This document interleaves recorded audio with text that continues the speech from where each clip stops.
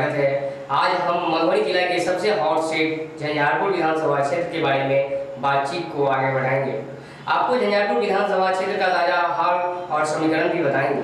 पहले एक नज़र डालते हैं झंझारपुर विधानसभा क्षेत्र के भौगोलिक और मतदाताओं के समीकरण पर।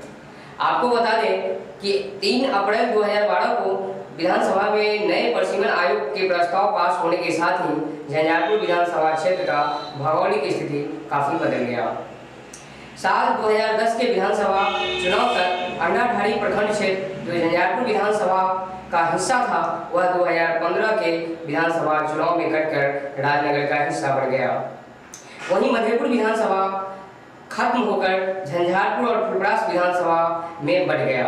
लखनऊ प्रखंड के सभी 17 पंचायत और मधेपुर प्रखंड का 6 पंचायत पछी, प्रसाद, बांकी, भीट भगवानपुर, महासिंह, हसोली और परवलपुर झंझारपुर विधानसभा क्षेत्र का हिस्सा बन गया।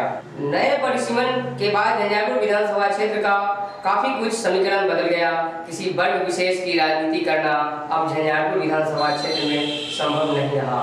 नए समीकरण में यहाँ सभी वर्गों का महत्व काफी बढ़ गया है। किसी वर्ग विशेष की अनदेखी किसी भी राजनीतिक दल या निर्दलीय उम्मीदवारों के लिए चुनाव में भारी पड़ सकता है। इसलिए यहाँ से चुनाव लड़ने वाले लोगों के लिए सभी वर्गों का साथ मिलना चाहिए, यानी कि उसे सभी वर्गों का वोट जीत के लिए जरूरी है। झंझारपुर विधानसभा क्षेत्र में इस बार 3,11,677 मतदाता अपने मताधिकार का प्रयोग करेंगे, जिसमें महिला मतदाताओं की संख्या 1,48,414 और पुरुष वोटरों की संख्या 1,63,257 है। जैसा कि आप जानते हैं, नए परिसीमन के बाद 2015 के विधानसभा चुनाव में समीकरण नीतीश मिश्रा के पक्ष में नहीं बन पाया।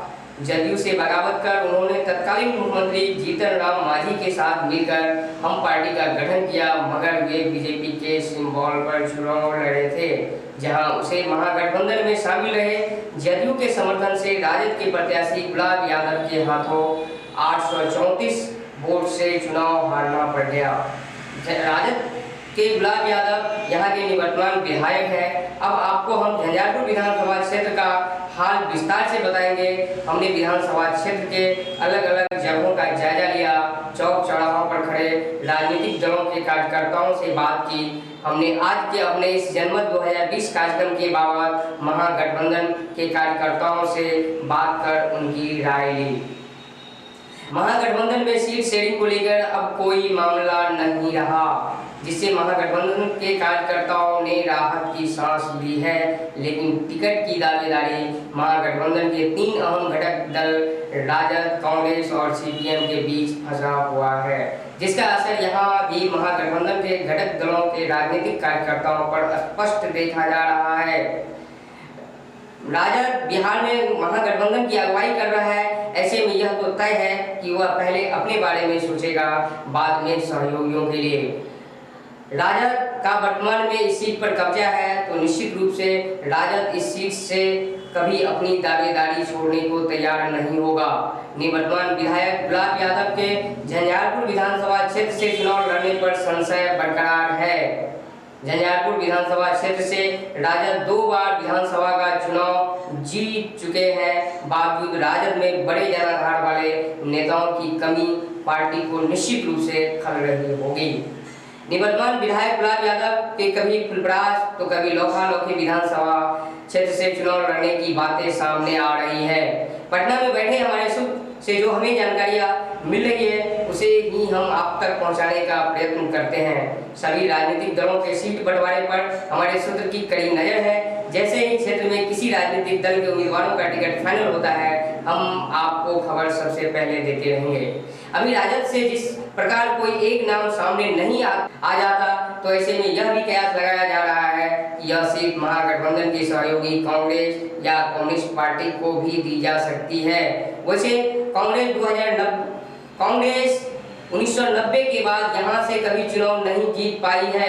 कम्युनिस्ट पार्टी लाख संघर्ष के बावजूद चुनाव में हाशिए पर ही रहा है। कुल मिलाकर महागठबंधन के कार्यकर्ताओं में भी उम्मीदवार का नाम फाइनल नहीं होने तक खामोशी बरकरार है। महागठबंधन के लिए यहाँ सबसे बड़ी बात है कि के घटक दलों के कार्यकर्ताओं में कोई गतिरोध जैसी बात नहीं है। महागठबंधन में शीर्ष नेतृत्व का फैसला सभी घटक दलों के कार्यकर्ताओं के लिए एक समान होता है। टिकट के लिए आपस में सिर फुटबॉल की स्थिति बिल्कुल नहीं है।